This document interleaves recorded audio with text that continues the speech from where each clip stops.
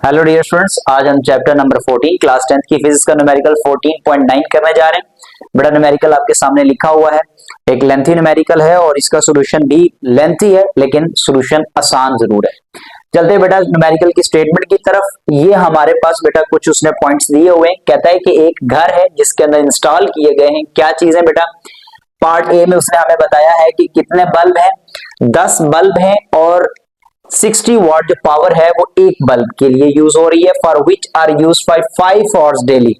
और कितने दिन कितने घंटे वो जो है बल्ब चलते हैं एक दिन में, वो 5 घंटे। दूसरे में कह रहे बेटा हमारे पास कितने हैं जी, हमारे पास कितने फैंस हैं, 4 फैंस हैं और 75 वॉट ईच जो है फैन पावर यूज कर रहे हैं और 10 घंटे वो डेली चलता है।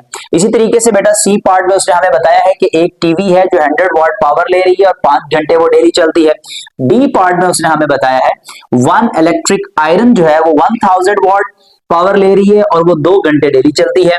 और लास्ट पे कह रहा है कि आपने क्या करना है, if the cost of 1 unit, अगर एक यूनिट की कॉस्ट जो है बिजली की वो कितनी है जी, 4 रुपीज है, find the monthly expenditure of electricity. जो हमने कॉस्ट ऑफ इलेक्ट्रिसिटी जो है वो एट द एंड ऑफ यानी 1 मंथ की अगर हमने निकालनी है तो वो क्या होगी।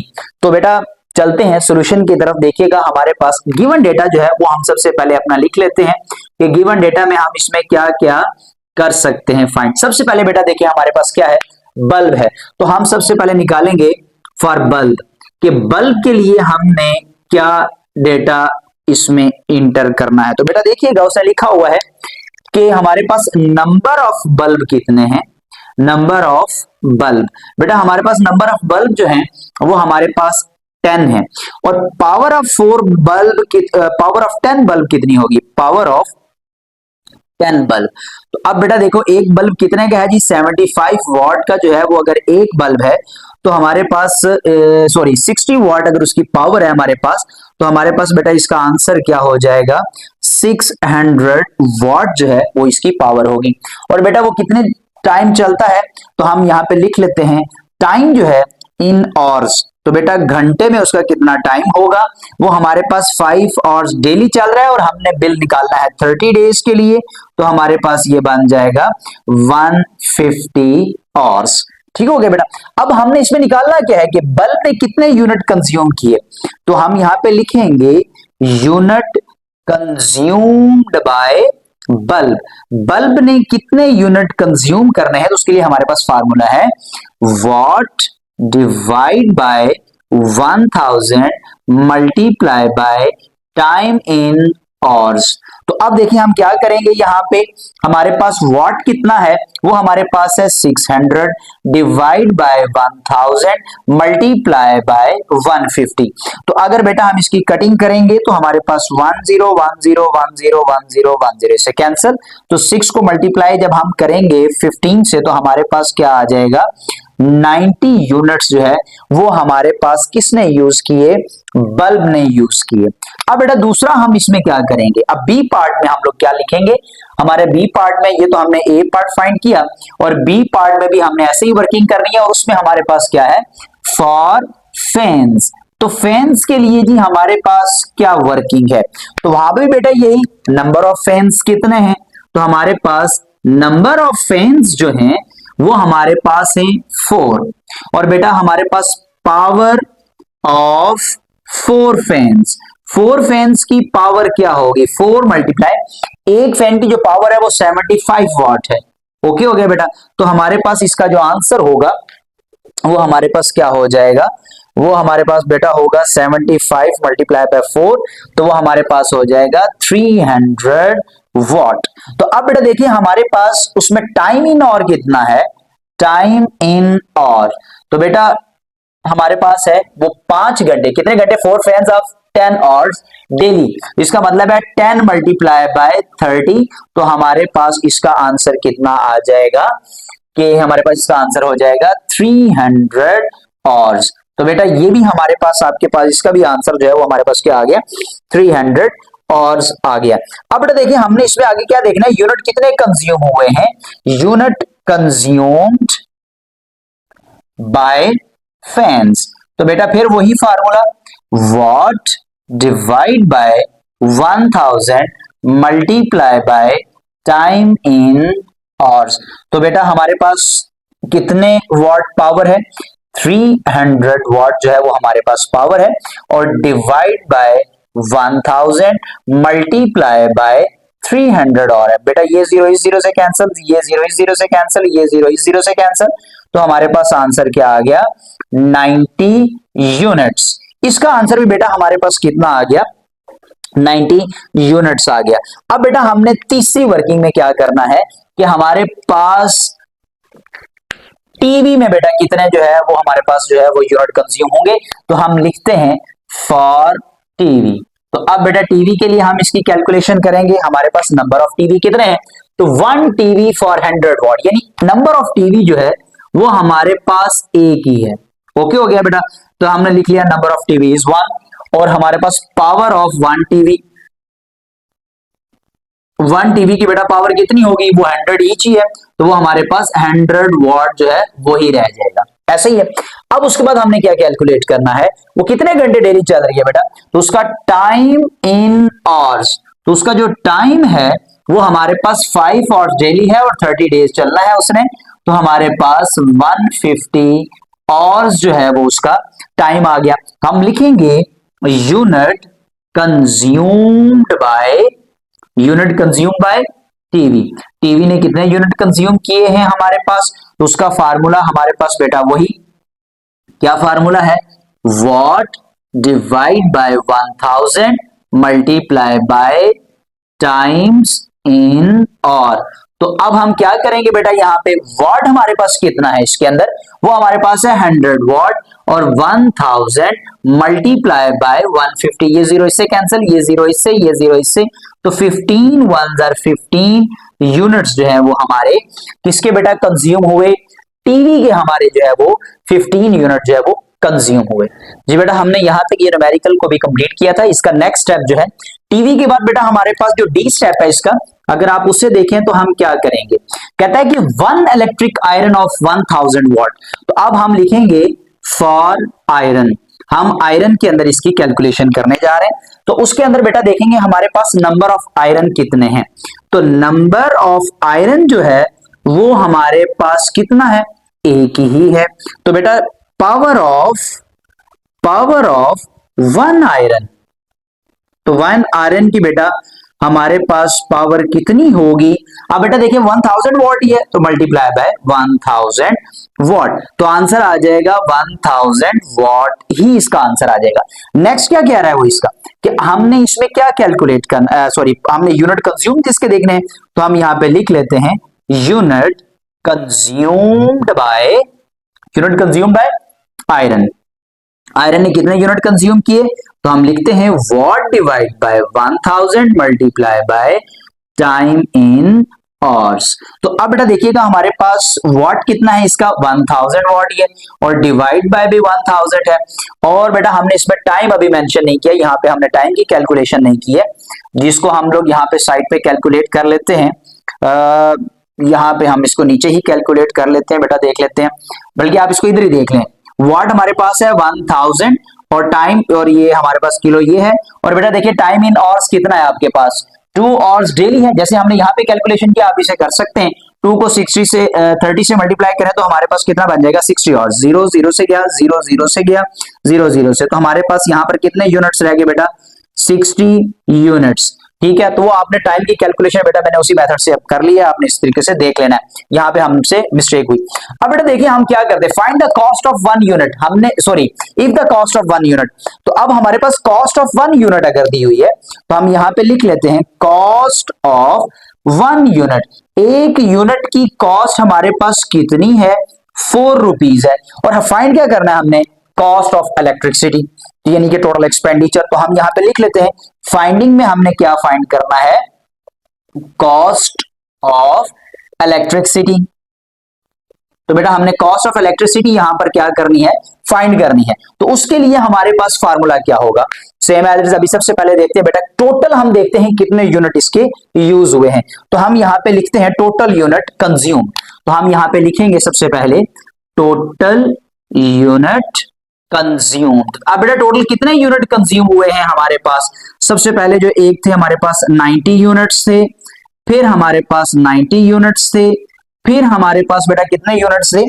90 के बाद हमारे पास 15 यूनिट्स हैं, और 15 यूनिट्स के बाद हमारे पास ये 60 यूनिट्स हैं। तो अब बेटा टोटल हम जब इनका करेंगे तो हमारे पास आंसर क्या होगा? अब बेटा हम उसके आंसर को पहले देखते हैं। 90 प्लस 90 प्लस 15 प्लस 60, तो बेटा हमारे पास टोटल जो यूनिट है वो 255 यूनिट्स जो है वो कंज्यूम्ड हुए हैं। तो अब बेटा जितने यूनिट कंज्यूम हुए हैं उसे हम लोग कॉस्ट ऑफ 1 यूनिट से मल्टीप्लाई करेंगे तो हमारे पास कॉस्ट ऑफ इलेक्ट्रिसिटी आ जाएगा। तो अब हम यहां पर लिखते हैं कॉस्ट ऑफ इलेक्ट्रिसिटी। ठीक है बेटा, तो अब देखिए हमारे पास कितने यूनिट कंज्यूम हुए हैं? हमारे पास 255 यूनिट कंज्यूम हुए हैं, और 4 जो है वो 1 यूनिट की कॉस्ट है। तो अब बेटा हम इसे मल्टीप्लाई करेंगे, किससे मल्टीप्लाई करेंगे? 255 मल्टीप्लाई बाय 4, तो हमारे पास जो आंसर आया 1020 रुपीज जो है वो हमारे पास इसका आंसर है। तो हमने रिजल्ट लिखना है बेटा सबसे पहले इसका, कि रिजल्ट क्या था? रिजल्ट था हमारे पास cost of electricity is equal to ₹1020। बेटा ये हमारा इसका आंसर आ गया। तो उम्मीद है बेटा ये न्यूमेरिकल आपको समझ आया होगा। ये स्टेप बेटा देखें, ये मैंने इसलिए आपके सामने डिस्प्ले पे रखा है ताकि आपको पता हो कि हमने उसके बाद ये कैलकुलेशन करनी है।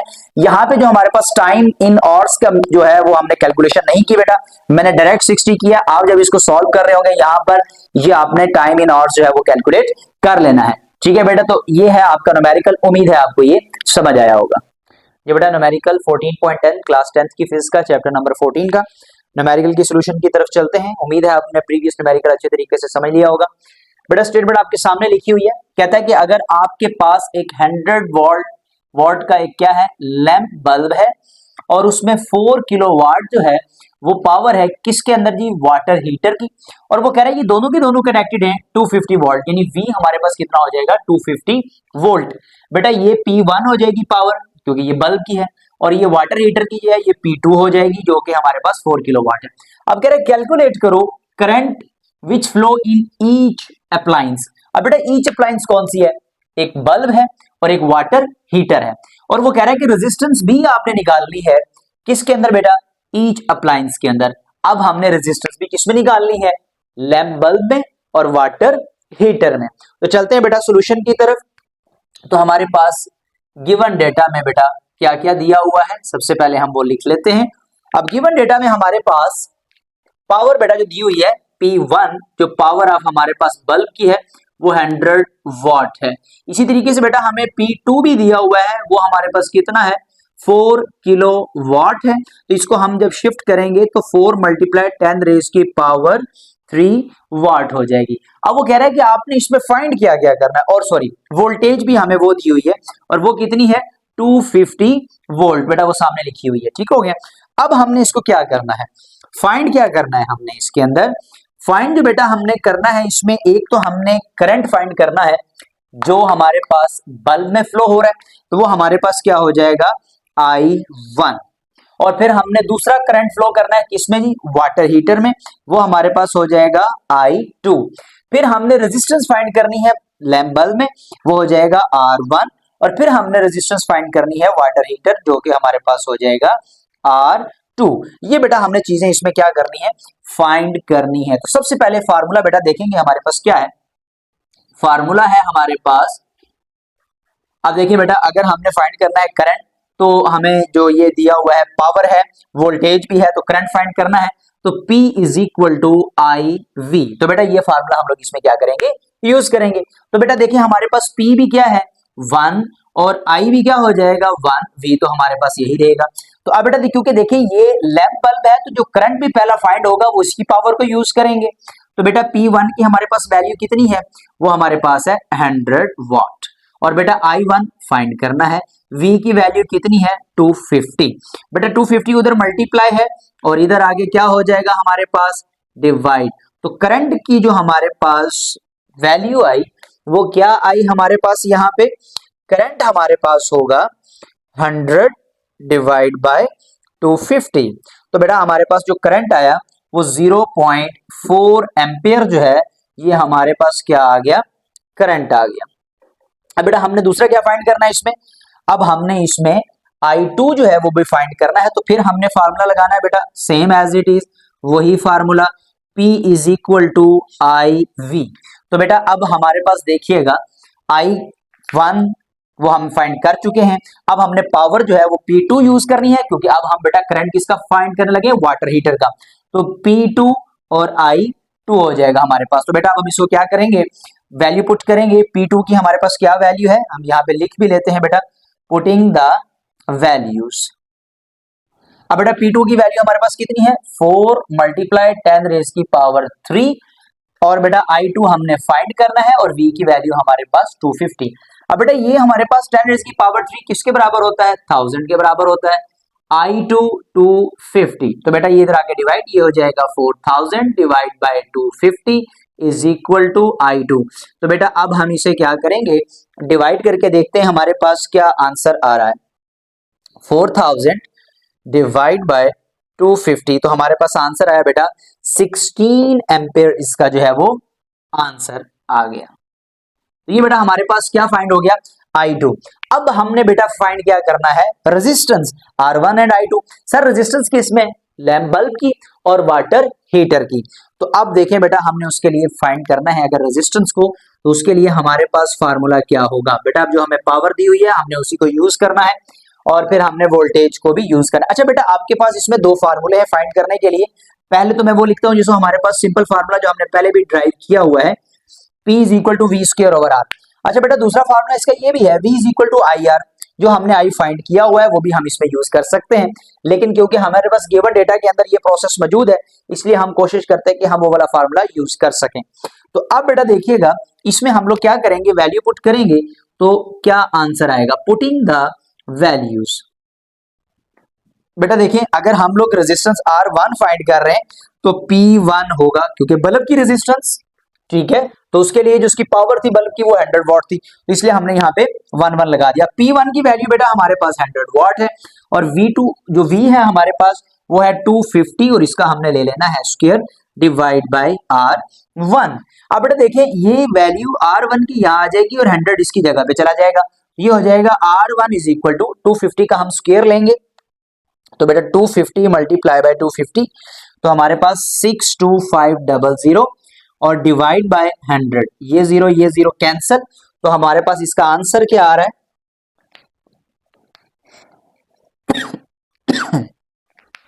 तो बेटा हमारे पास जो आंसर आया R1 का वो हमारे पास आया 625, और रेजिस्टेंस का यूनिट क्या होता है बेटा, ओम। तो R1 हमारे पास क्या आ गया, 625 ओम। अब हमने R2 फाइंड करना है, फिर हम फार्मूले की हेडिंग दे देते हैं बेटा। तो यहाँ पे फार्मूला क्या हमारे पास, P2 is equal to V square over R2। तो अब हम इसी में वैल्यू पुट करेंगे, हम लिखेंगे बेटा पुटिंग द वैल्यू। अब हम इसमें जब वैल्यू पुट करेंगे तो आप देखिएगा P2 की वैल्यू हमारे पास कितना है, 4 मल्टीप्लाई दिस, तो बेटा हम इसे लिख सकते हैं 4 मल्टीप्लाई 10 रेज की पावर 3, और V की वैल्यू हमारे पास कितनी है 250, हमने इसका लेना है स्क्वायर डिवाइड बाय R2। तो बेटा जब हम इसको सॉल्व करेंगे तो ये हमारे पास क्या हो जाएगा 4000 इज इक्वल टू, और इसका बेटा हमारे पास आंसर क्या आएगा 62500 डिवाइड बाय R2। बेटा ये इस तरफ और ये वैल्यू इस तरफ, तो अब देखिए हमारे पास R2 क्या हो गया 62500 डिवाइड बाय 4000। तो अब बेटा हम इसको किस पे डिवाइड करेंगे जी, 4000 पे, तो देखते हैं हमारा आंसर क्या आ रहा है 15.625। तो हमारा जो इसका आंसर आया वो हमारे पास आया R2 का 15.625, और रेजिस्टेंस का यूनिट क्या होता है ओम। तो बेटा हमारे पास जो रिजल्ट आया वो क्या क्या रिजल्ट हमारे पास है, हम सारा आंसर जो है वो रिजल्ट में लिख लेते हैं। अब बेटा देखिए आपके पास I1 की क्या वैल्यू आई है, I1 की वैल्यू आपके पास आई है 0.4 एम्पियर। I2 की वैल्यू आपके पास कितनी आई है बेटा, ये लिखी हुई है 16 एम्पियर। R1 और R2 की वैल्यू क्या आई, R1 की वैल्यू बेटा आपने ये निकाली है, ये आपने 625 ओहम निकाली है, तो वो हमने बेटा यहाँ लिख दी है 625 ओहम। और R2 की वैल्यू हमने कितनी निकाली है 15.625 और ओहम। तो ये हमने यहां तक इन सब के आंसर लिख लिए। तो बेटा ये हमारे न्यूमेरिकल का आंसर है। उम्मीद है आपको समझ आया होगा, थोड़ा सा लेंथी था लेकिन बेटा इजी था। ये बेटा हमारा इस चैप्टर का लास्ट न्यूमेरिकल 14.11 जिसको हम अभी सॉल्व करने जा रहे हैं। स्टेटमेंट आपके सामने है, चलते बेटा सॉल्यूशन की तरफ। बेटा देखिए लिखा हुआ क्या है हमारे पास, हमने इसमें दो तीन चीजें फाइंड करनी है। कह रहा है कि एक रेजिस्टर है जिसकी रेजिस्टेंस 5.6 ओहम है और वो कनेक्टेड है अक्रॉस अ बैटरी, और बैटरी का वोल्टेज हमारे पास क्या है 3 वोल्ट है। कह रहा है by means of wire of negligible resistance, जो वायर के अंदर रेजिस्टेंस है वो बड़ी निग्लिजिबल है, यानी कि वो बहुत कम है। अ करंट ऑफ 0.5 एम्पियर, आई जो है वो कितना है 0.5 एम्पियर है। कह रहा है pass through the resistor. Calculate हमने सबसे पहले क्या करना है बेटा, ए पावर में हमें कहता है कि पावर डेसिपेटेड इन रेजिस्टर। बेटा रेजिस्टर के अंदर जो डेसिपेट, पावर डेसिपेट का मतलब ये हुआ, डेसिपेट का बेसिकली मतलब होता है लॉस, ठीक है, कि जो हमारे पास पावर लॉस हुई रेजिस्टर के अंदर वो हमने फाइंड करनी है। दूसरा हमने क्या फाइंड करना है बी पार्ट में, टोटल जो पावर हमारे पास प्रोड्यूस हुई बाय द बैटरी वो हमने इसमें लिखना है। और तीसरी हमने जो इसमें चीज फाइंड करनी है वो है give the reason of the difference between two quantities. ये जो हम दो पावर फाइंड करेंगे इसके अंदर हमारे पास डिफरेंस आने की वजह क्या है पावर्स के आंसर में, तो हमने बेटा वो भी लिखनी है। तो चलते हैं बेटा गिवन डेटा की तरफ। सबसे पहले कि हमारे पास गिवन डेटा में क्या क्या दिया हुआ है, तो बेटा गिवन डेटा में सबसे पहले हमें जो दिया है वो है रेजिस्टेंस। रेजिस्टेंस हमारे पास कितनी है, वो हमारे पास है 5.6 ओहम, ये जो है हमें रेजिस्टेंस दी हुई है। और वोल्टेज हमें कितना दिया हुआ है वो है 3 वोल्ट। और साथ बेटा उसने कहा है कि आपके पास करंट कितना है 0.5 एम्पियर, तो हमने लिख लिया करंट जो है वो 0.5 एम्पियर। अब वो कह रहा है कि आपने इसमें फाइंड क्या करना है, तो हम लिख लेते हैं फाइंडिंग में सबसे पहला जो हमने पार्ट फाइंड करना है वो क्या है बेटा, हमारे पास हमने ए पार्ट में फाइंड करना है सबसे पहले पावर डेसिपेटेड। तो बेटा डेसिपेटेड पावर के लिए DIS लिख लेते हैं हम लोग। दूसरी बेटा जो हमने पावर फाइंड करनी है बी के अंदर, वो हमने सिंपली पावर जो है वो बैटरी ने कितनी प्रोड्यूस की वो हमने फाइंड करनी है।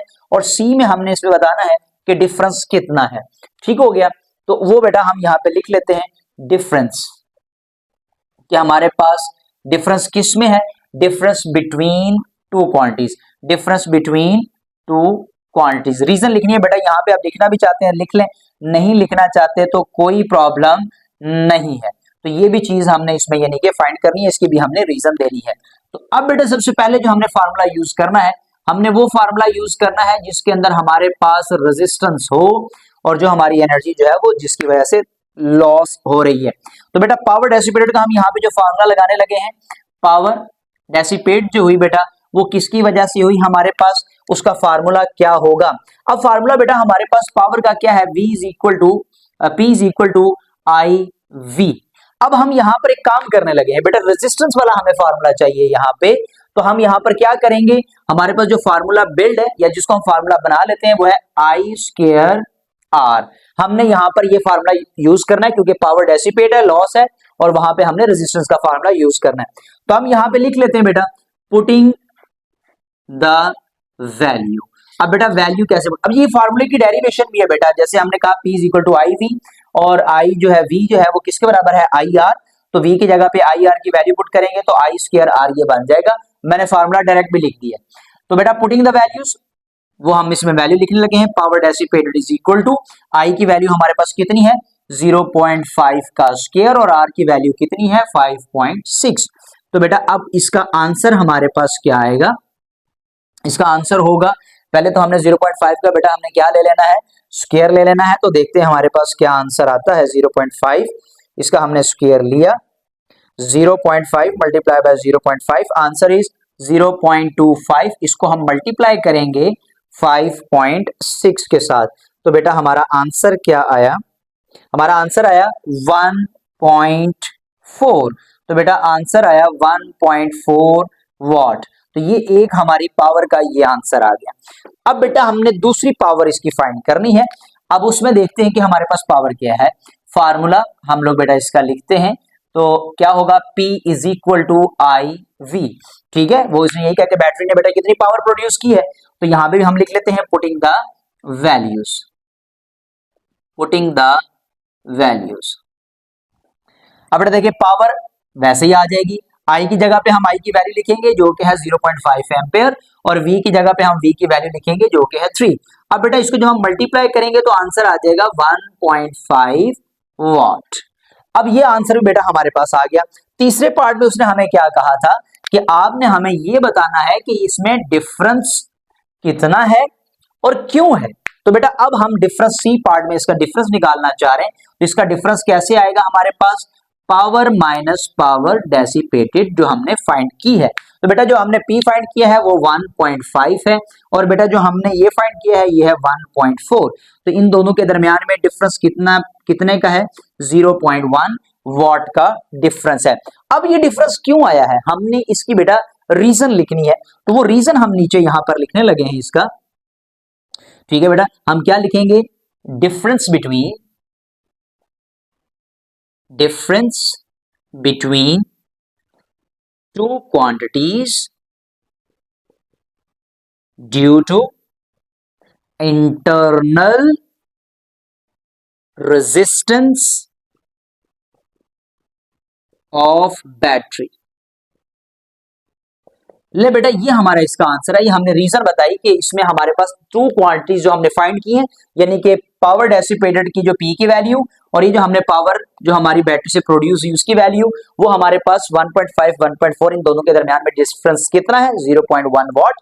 और ये डिफरेंस क्यों आया, तो ये बेटा हमारे पास जो डिफरेंस इन टू क्वांटिटीज यानी difference between powers due to internal resistance of battery. अब बेटा ये टू क्वांटिटीज की जगह पे आप वर्ड पावर भी लिख सकते हैं कि यहां पर जो हमने दो पावर्स फाइंड की हैं बिटवीन टू पावर्स, ठीक है बेटा, उसकी वजह से, किसकी वजह से हुआ, इंटरनल रेजिस्टेंस ऑफ बैटरी की वजह से बेटा हमारा ये डिफरेंस है। उम्मीद है बेटा ये चैप्टर आपको समझ आया होगा, इसकी प्रैक्टिस अच्छे तरीके से करें। और बेटा अगर आपको न्यूमेरिकल समझ भी आ रहे हैं और आपको वीडियोस अच्छी भी लग रही हैं तो अपने दोस्तों के साथ जरूर शेयर करें, ताकि एक तो उनको समझ भी आए और दूसरा बेटा चैनल की ग्रोथ भी अच्छी हो।